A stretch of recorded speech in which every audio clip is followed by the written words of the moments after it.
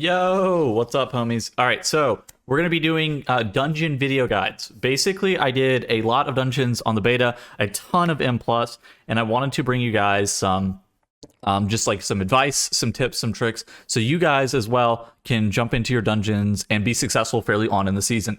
Obviously, strategies aren't like fully fleshed out, but these were pretty meta strategies and kind of things that you should be looking to do or looking to know with the dungeons that come out as they come out in M+. This is going to help you out early season and just kind of learning what's going on, and I hope you guys enjoy.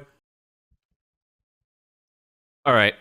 We got Nokhud Offensive. This is probably one of the most complicated dungeons to talk through. This is going to take a long time, so let's kind of jump into it immediately.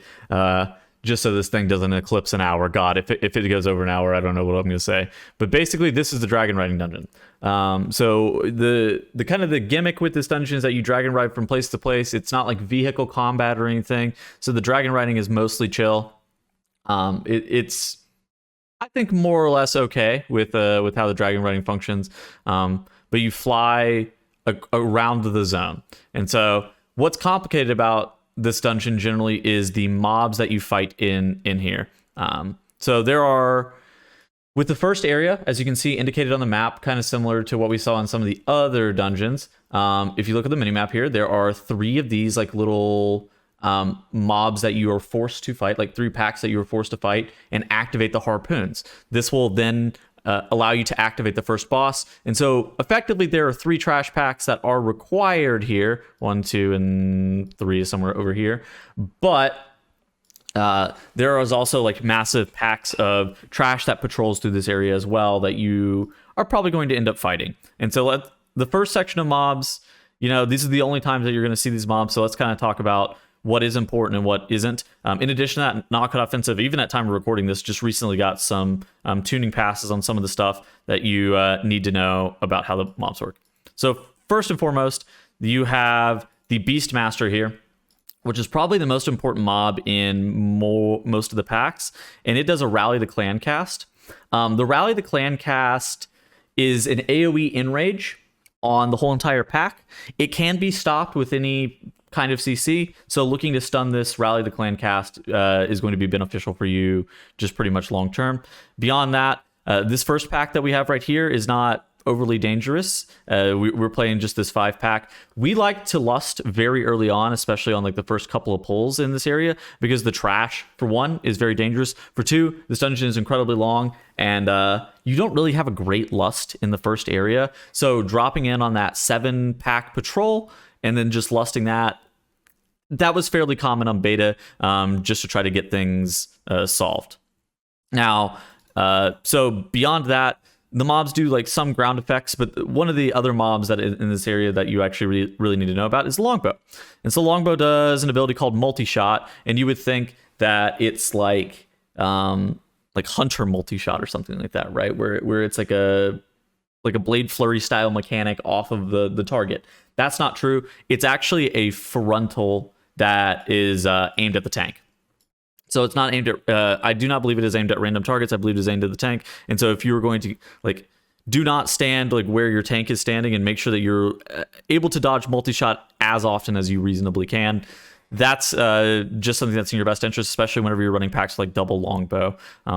Just paying attention to where the multi-shot is facing, paying attention to what's going on with this pack. I mean, we're taking a large amount of damage from the multi-shot just in general as well. On top of that, these packs have bleeds that stack up on your tank, as you can see on Trell's Death Knight's frame right here. These packs do have bleeds from the Lance Master. That will stack up on your tank, and it can be a little bit dangerous. Now, it depends really on tank survivability. Generally, tanks are okay if they're rotating their defenses well versus these bleeds, and the bleeds don't take too long. But it's a situation where you need to make sure that you are being cautious of what's going on with that trash. In addition to that, the Lance Master also has a disrupting shout, so getting the interrupt on that is also important. Now, beyond that, there's not too much else that happens with the trash in this area. Those are basically all of the mobs and how they function. But this right here is actually incredibly dangerous, and this is why the longbowmen, the longbows in the multi-shot cast is really, really scuffed, because look at that. Okay, so first off, we drop in on the pack here, and it's really difficult to get the mobs grouped unless you have a Death Knight. This longbow is standing right here, and he's going to multi-shot at us and cleave us all down with the multi-shot to the point where we all drop incredibly low. And so this is what I was talking about. And then now we have two of these longbow. It's not just one. We had another one that was off to the side as well, and he was going to be multi-shotting at our group while we're trying to kill this pack off. And so you just have to be super cautious about where these longbows are standing, where the multi-shot is facing, what's going on with like the rain of arrows cast and stuff like that. But in general, assuming that you're able to assuming that you're going to like be looking to dodge the multi-shot and try to get the pack as grouped as possible, and making sure that you're getting interrupts on the Lance Master and that kind of thing, and your tank survivability is honestly the most important thing in this area. And I think the tank survivability is probably one of the most important things in this dungeon that we're going to reiterate on over and over again, just in this key. Okay, so let's kind of fast forward this. I think I've talked about all the mobs that you need to know in this dungeon, and let's get on to Granyth, which the gimmick with this fight is the fight has 3 harpoons that saboteurs are trying to deactivate, yeah? And you need to kill the saboteurs underneath Granyth, or not underneath Granyth, but you need to kill the saboteurs and use the ballistas to stun Granyth on his cast. He tries to cast, like, I believe it's called like Eruption. I believe is the cast that he is looking to do. And the ballistas, whenever they contact him, they will do like, I think it's like 5% of his HP, and then they will stop him from casting. And so that's functionally how Granyth works, just at a high level. In addition to that, he has this Tectonic Stomp cast. And so the TLDR of how you're going to be looking to do this is you want to CC the saboteurs underneath the boss. The saboteurs always run from the far side of the active ballista at the time, and you can tell which ballista is active by just kind of like looking at the mini-map. It's always the same rotation, and you do see here Granyth is casting Eruption. Generally, it's seen as like a healer or a ranged DPS job to run and go click the ballistas. I really like to like pre-position as a ranged or like as a healer. Yeah, I prefer being pre-positioned to click the ballista once the Eruption cast really starts. That's going to put you in a spot where you're able to kind of get the cast canceled as fast as possible. Because if it goes off, does it go off here? If it goes off, as you can see right here, we take 90% of our HP and damage minimum. I took 90%. I didn't defensive this because I didn't realize it was going off. And then you can see in the air the ballista is being shot at the boss, so we fired it a little bit late. It is going to hit the boss, and he's not going to recast Eruption, which is good. But it's a situation that you absolutely do not want to have happen. So after that, you don't really want the saboteur to contact the ballista, especially in M+ situations. So in like M0s, it didn't really matter if you were killing the saboteurs. At low level keys, it probably also doesn't matter if you're killing saboteurs, because like you're not going to get through like multiple rounds of ballistas is like one of the big deals with how it works. But like if you are going to go through multiple rounds of ballistas, say it is a decent level key, you're going to need to kill off all the saboteurs to make sure they don't deactivate it, because once they hit it, the ballista is deactivated for, I want to say like either 20 or 30 seconds, and it can be a problem. Now, if you want, if after you've clicked the ballista, if you don't think you're going to use that ballista again, you can let the saboteur go walk up to it and hit it, deactivate it for a little bit, and just deal with it that way. But in general, you're prioritizing the saboteurs. Make sure that they kind of stay CC'd under the boss. Use slows on them, chains of ice, that kind of thing. And it will help you just prioritize damage on the boss while you're actively cleaving the saboteurs. Those are the big things with it. And so now we see that we're only going to get 3. We only need to use 3 of the Dragon Killer Lances, the ballistas, on Granyth. And so we're actually just looking to CC the saboteurs here, because we know that we're never going to use this second ballista or this third ballista again. It doesn't matter if it dismantles it or not. We don't need it. It's a situation that we're never coming back to it, so it's fine for him to dismantle it. We just prioritize the boss there. And so you kind of just have to take it piecemeal as to whether or not you're going to be looking to dismantle it, or whether or not you're going to be making sure to kill the saboteurs.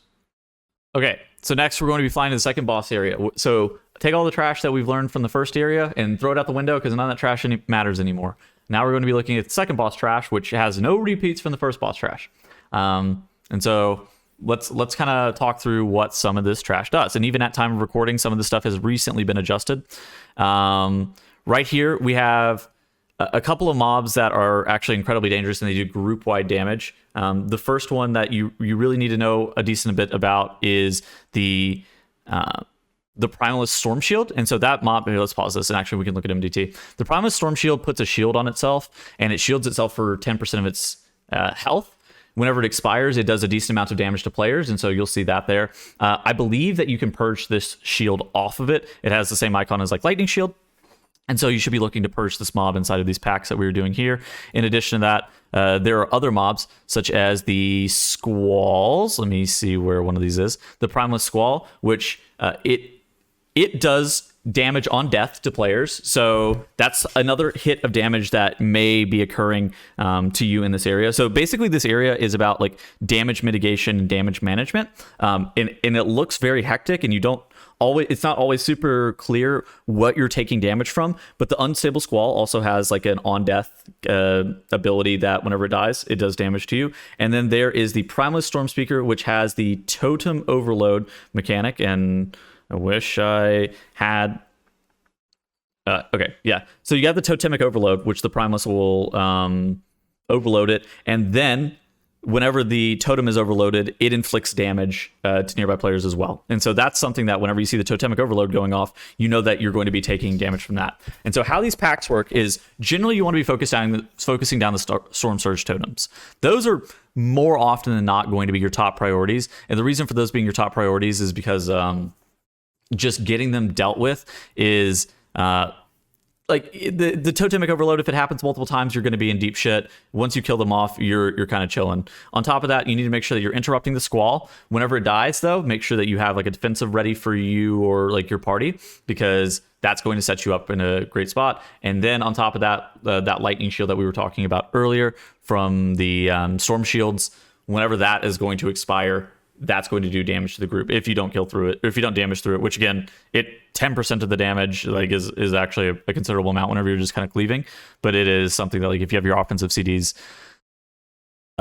it's mostly fine.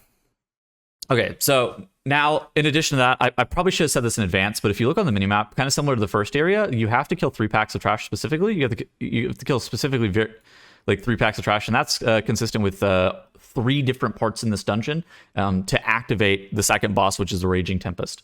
And so that's definitely something that you should be looking to do. This trash with the Kodo is, I don't want to say normally skipped, but sometimes skipped by players. It does patrol around the outside of the boss arena, so it can be a pain point. If it gets pulled during the boss, you're going to be in deep shit. The general reason that players look to skip this trash is because it's like not super time efficient. The Kodo, this Thunder Beast, he's not dangerous on his own. He does like a Thunder Strike cast, which you just have to interrupt. He also does like a Thunder Clap, which is like just a ground effect. He does do some tank damage and a Chain Lightning ability, which you see we fucking cleaved like bozos. So it's not the freest mob, but if it's played well, you can be able to do it. I think that generally avoiding this mob is going to be in your best benefit, but again, it's about like count in here. And so the way that you would avoid that Chain Lightning is we should just be pre-spread a little bit better and not have it arc to 4 different players, because that was dumb of us. But yeah, this mob is normally skipped. In addition to that, it has double Storm Shield, which again, if you don't have a purge, so say you don't have a Demon Hunter in your group, or you don't have a purge of any kind, and no Blood Elf Silences or whatever, and you have double shield go off, you're likely going to wipe. Now, this is not 100%. You're not 100% going to wipe. But with the Kodo guy, it's a situation where you're going to be in a spot where, it's more likely than not that you're going to run into issues. Okay.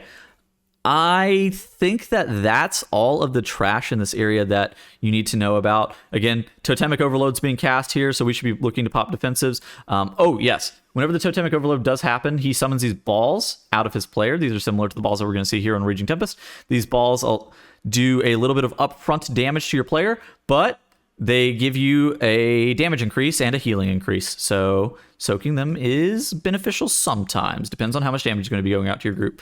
Don't just AFK run into them whenever you see them on the ground, but they are nice to grab. Especially if you're on something that's like really, really durable, has a lot of self-sustain. Like say you're on like a Demon Hunter or something like that. It's totally reasonable for you to just grab these whenever you want. We have a second Totemic Overload go off here because we don't end up killing that totem off in time. This pack is not exactly that dangerous, and so we can afford to kind of slow play the totemic overload and just full cleave the pack as opposed to hard focusing that totem. More often than not, groups actually drop in and do that pack that we just did here first. This is by far the easiest pack here. You don't really want to commit any offensive CDs realistically to that pull because you should be able to just kind of heal through it.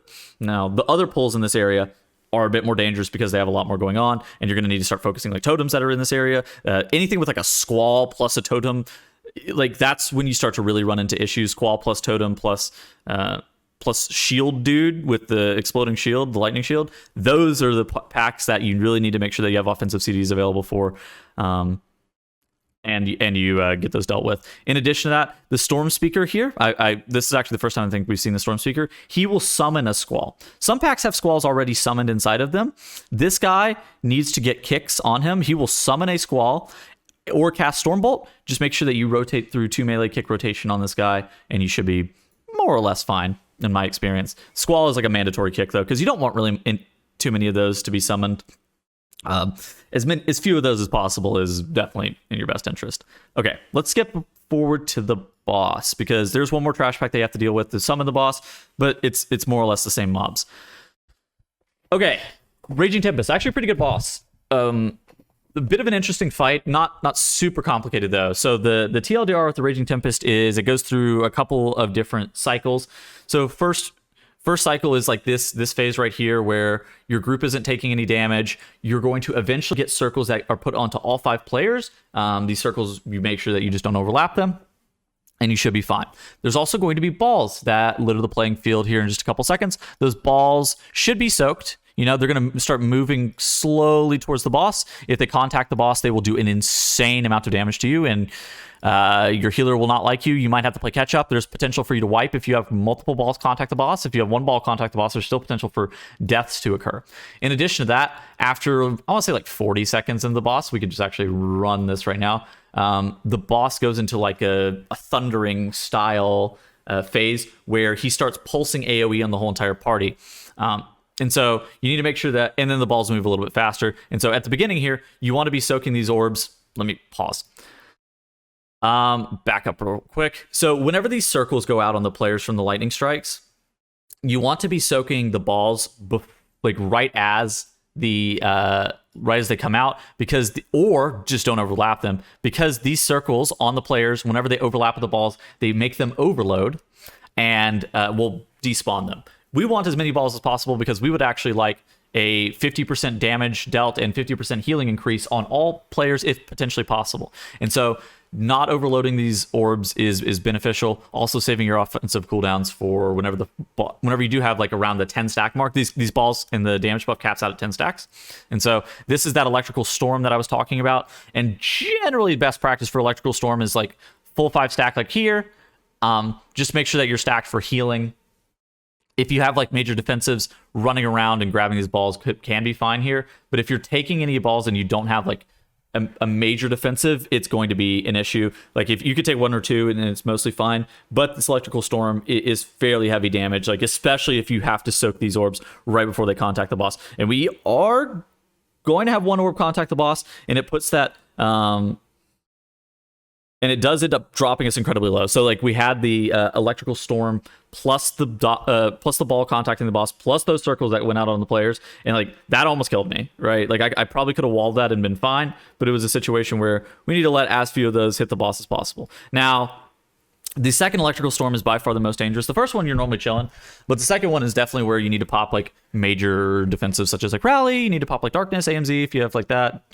Stuff like that is definitely going to be beneficial because you're going to be running low on personals. Big thing is rolling the buffs. Like, don't really panic. Try to delay the buffs from the orbs as long as possible. And it's a situation where if you are able to delay them as long as possible, you're going to make sure that you have the damage buff longer and just set yourself up to be in a better spot long term. Okay, let's fast forward this.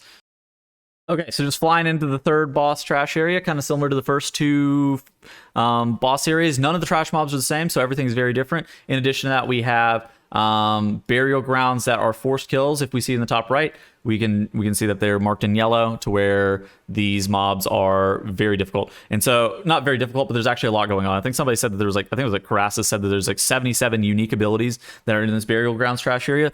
Most of them don't matter. Some of them are incredibly important though. So first off, these birds, they do a frontal dodge. Not really much to say about the birds. The big mobs that are here are the Soul Harvester and the Beast Caller. Those are the two major mobs. So first off, we can take a look at MDT real quick and just kind of talk through what these mobs do. Oh, let me click this off on my screen. So we have the Beast Caller. He does a heavy slash, which is actually a lot of damage on these packs are localized to the tanks, and that's just something you need to make sure that you're looking out for. In addition to that, he can put this soul infused weapon, which whenever his allies die, he can increase his own damage by 100%, which is a situation where this guy will just bang your tank if you're not super careful. And so that guy sucks. In addition to that, we have I clicked the Beast Caller already. The Soul Harvester, which he does a Deathbolt Volley. That's just an interrupt. That's fine. He also does a Shatter Soul Cast, which the Shatter Soul Cast, basically it splits your soul. It splits 3 players' souls, and they have to go and collect them. Otherwise, they're going to be doing 30% reduced damage and 30% reduced healing. Basically, you walk over your soul, and you can recollect that. And so let's take a look at like what this pack realistically looks like. More often than not, these packs are going to be localized tank damage. There's not too much else going on. There is a Harvest Soul Cast from the Soul Harvester as well, which, again, he increases his damage dealt for each mob that has died around him. And so that's how these burial grounds function, is that they just amp, like as packs or mobs die, they amp up the amount of damage that they're going to be doing to the tank. So as the packs go on, they get a little bit harder. Now, again, tanks are fairly sturdy this season, so it's more or less fine. But it's a situation that, assuming that you just need to know that the tanks are going to be the players that are more often than not going to be in the most danger in this area, assuming that people aren't just like standing in shit. There's no new mob here. There's this Mystic that casts Swift Wind, but again, the Mystics don't do too much from my understanding. Most of the mobs that are like this green color, the Barker, the Mystic, that kind of thing, they don't do all too much. The big mobs that are the ones that are like the non-dead ones, basically are the ones that you should be looking out for. And that's the big thing. Oh, the Warriors. Holy shit, I forgot about these mobs. So there's a Mortal Strike from these Risen Warriors here. And again, as a tank, you have to be very, very cautious of it. Basically any single Mortal Strike style effect. There can be multiple Warriors on these packs that like if they hit you with the Mortal Strike over and over again, or you have that Mortal Strike stacked to 2 for whatever reason, so you don't parry it, so you're not playing like a DK, that's a situation where your tank needs to be super cautious, maybe looking to kite and get away from these trash packs. Beyond that, you're just going to the burial grounds that are marked. Those are most of the mobs. I think the Warriors are probably some of the most dangerous ones because they can stack up that MS, especially for some of those packs. There is a cast that we haven't seen yet. There's a mob type that we have not seen yet, and it is this mob that summons these orbs. I believe it is the Corruptor that summons these orbs from recollection. And so basically what you do is you just dodge. There's actually not too much going on. Like, again, a lot of the danger is localized in don't stand in shit, and your tank is going to be taking like absolutely massive amounts of damage. And so like the Corruptor summons these orbs. In addition to that, he does like a circle around himself every so often. And so making sure that you dodge out of the way of those is going to be your best benefit. Okay, so I think that's all of the mob types that are unique to this area and the most important things that you need to know about them. Again, just really watch your tank. Like you end up playing most of this burial grounds trash generally because it is where you're going to get a large portion of your count, because you don't get like count from the end of the dungeon when we talk about why in a little bit. But you don't want to be getting count towards the end of the dungeon, so you end up playing a lot of this burial grounds trash. So it ends up taking somewhere in the order of like 10 minutes most of the time just to get all this trash killed off. And then once you end up killing off enough trash to get count, we're going to be going into the next boss. And so this next boss is actually not too... I don't think it's overly complicated. I think it's fairly easy to explain. It has a decent amount of mechanics, but most of them telegraph, I would say, fairly well. First off, tank, it's going to be a duo boss, and you want as the tank to get these bosses stacked up as often as possible. Now, Maruuk does the roar, and so that's a fear, and you just get out of that. Teera every so often will disengage on the far side of the room and then start like casting quick shot onto the tank. And so with this quick shot cast, actually no, he quick shots random players. I forgot. I'm saying this incorrectly. He quick shots random players, and so Teera, you just more often than not you're gonna be fine with the quick shot going on to you. It's not like too much damage, at least from what we were doing during beta testing. And so, but then you want to move Maruuk as fast as possible onto Teera to allow you to have the most amount of damage and uptime on two target cleave. Gale arrow, and you see this marked with these arrows that are above our heads, should be stacked. Like if you did this in M0s, you probably didn't stack it because you didn't realize how this mechanic worked, but it's actually played to be stacked on top of one another. And you're going to see us stack as 5 here, and then, or we have 2 stacks here, but realistically, you could just stack it up as 5, and that allows you to be able to dodge out of the way of the tornadoes easier. And so the Gale arrow does a set amount of damage to your player, no matter how close you are to other players with the Gale arrow, so you're totally chilling to just stack up as 5. Then, every so often, Teera will yeet herself across the room again with the Spirit Leap cast. And then with this, you expect that she's going to start doing a wind cast. Yeah, with this. So she casts Repel, and then she casts Guardian Wind, and that's starting to push you back. And then Maruuk summons Halandris style circles, which... there's a lot of visual clutter, but basically with the Earth Splitter, you need to just make sure that you dodge. And that's pretty much the boss. Like, there's not really much else going on with the fight. It does look like there's a lot going on, but like, if you just take it piece by piece, make sure that you keep the bosses stacked. The boss, I think, telegraphs mechanics more or less fairly fine to make sure that you need to know what's going on.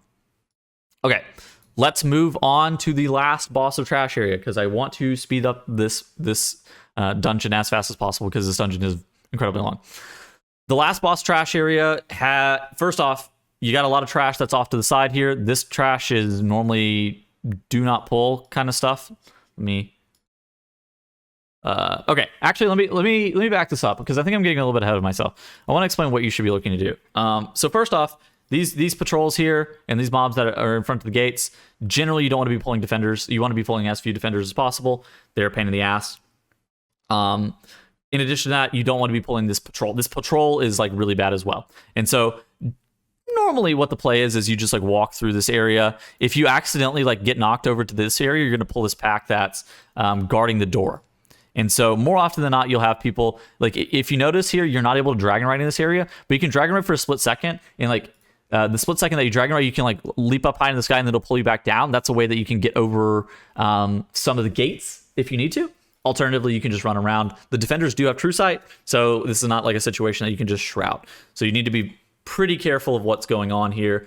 Pull as few defenders as possible, because 1, count inefficient, 2, pretty high HP.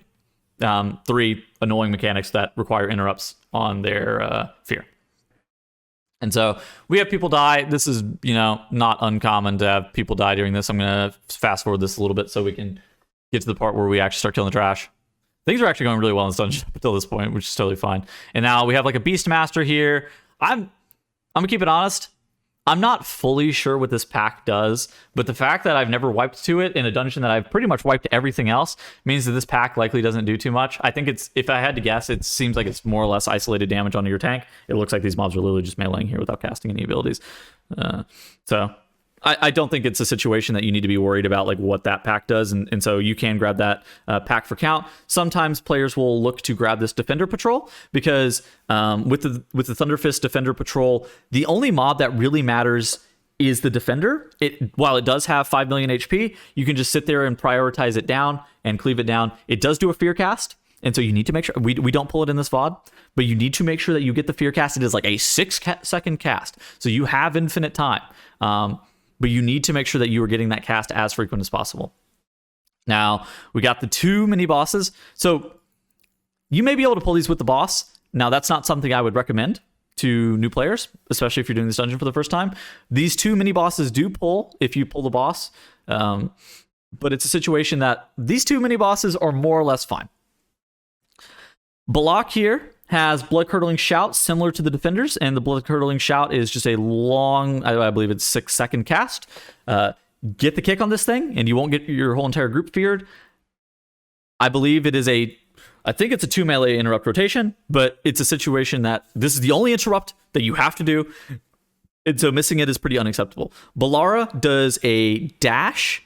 From my understanding, I believe that Balkar is the one that does the dash. And so you want to be looking to tank this pack and aim the dash like up against the wall. This allows you to move the mobs as little as possible, especially if you bait the dash this way. It just allows you to keep the mobs stacked up more frequently for cleave.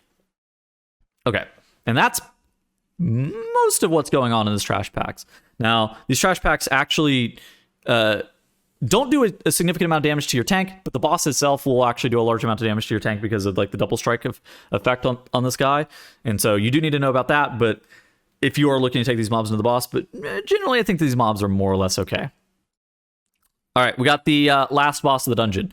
And so this guy, he's got 3 phases. In the first phase, basically what's going on is he's just doing a lot of tank damage. Every so often, he's going to put this circle onto one player, and then he's going to throw the Iron Spear at them, and then, he doesn't dash towards them until the last phase. I was about to say dash towards them, but that doesn't get empowered until the last phase. So here, you're just focusing on making sure that your tank stays alive.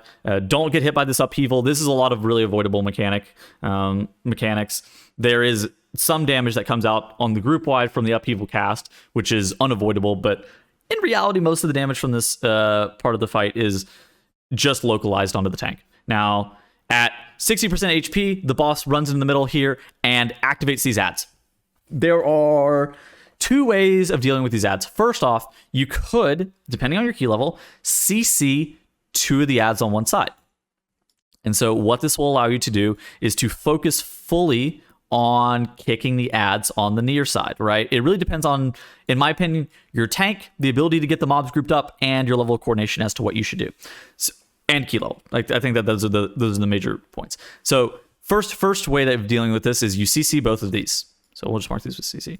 Then you focus interrupts onto these 2 guys. Once they're killed off, then you break these 2 guys out of CC, and then you focus kicks onto them. That's going to make this really easy, but take a long time. The alternative method is 1 kick on each, right? Where you have one person kick this, one person kick this, one person kick this, one person kick this. You get them grouped on top of the boss, and then you CC them.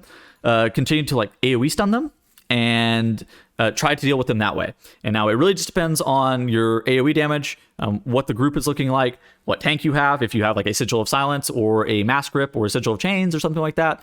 An AoE silence from a Prot Warrior, perhaps, that also could be good. But you want to be looking to stun and interrupt those ads. Now, one of the big things is whenever he's casting Siphon Power as well, he's got these circles that look like thundering circles, and the lightning strikes happen fairly fast. And if you get hit by them, as you see here, as you saw maybe before I rewinded this, you get dropped incredibly low, as myself and the Rogue did, and we die because of it, as you should. Now, make sure that you dodge out of the way of that. Don't put your face in the bird. Is what I've learned here. And now we are into the last phase of the boss. And now the last phase of the boss is a little bit more dangerous. Now there's a conductive strike mechanic that gets put onto the tank that needs to be dispelled insta. Like, that is an insta dispel if you're a healer and you're watching this. Now, in addition to that, okay, so the static spear cast has gone on to me, and I have the circle on myself, and I know that the static spear grips all of my players to me, all of my friendly allies to me, and then he dashes through me.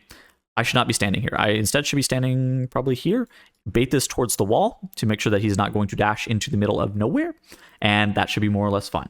Now, what you need to know, though, is once the static spear cast goes off, all 5 players are getting grouped, and then the roar, the stampede is coming rather fast out of it. So you need to move pretty much ASAP once you get gripped in. That's all you need to really know about this last phase. A lot of it is like, make sure that you dodge the lightning strike circles. Make sure that your oh my gosh, I actually forgot about this mechanic, but it doesn't really matter too much. Make sure that your tank is getting dispelled pretty much ASAP, otherwise they will die. And then every so often he summons those circles onto your player and he drops them. I've never seen an issue where you have not enough room in this boss arena yet.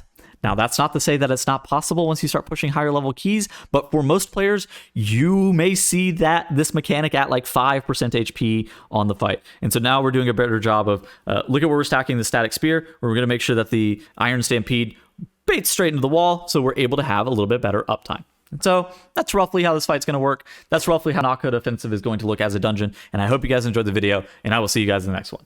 Goodbye.